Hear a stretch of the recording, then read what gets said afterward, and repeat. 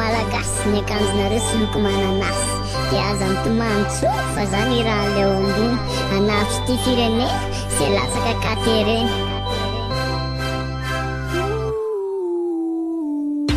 vahoaka malagasy antapitrisy fiainanareo vaiko paradisy fa zao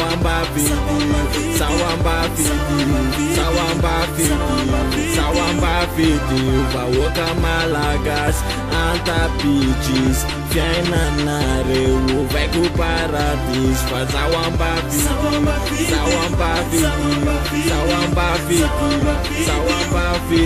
Fadochampunga, sulutika bulletin För fjärra fitaterarna, sulutika limousin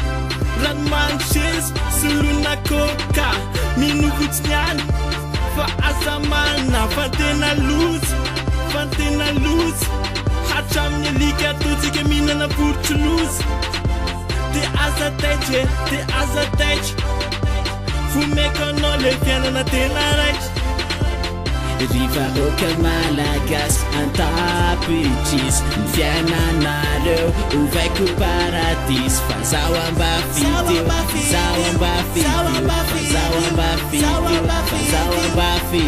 vahoaka malagasy antapitrisy ny fiainanareo ovaiko paradisy fa zao ambafidio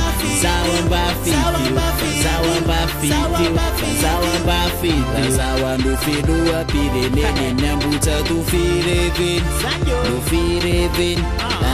mpanindaka tsisy tsofa mba ho lasa millionnaire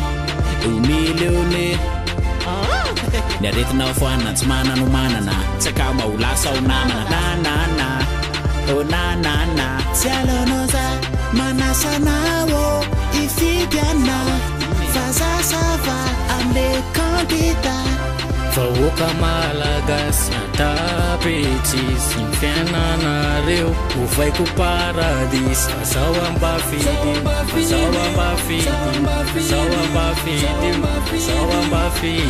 vahoaka malagasy antapitrisy ny fiainanareo ovaiko paradisy fa zao ambafidio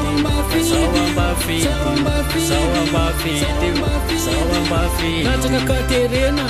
tokony sy filoham-pirenena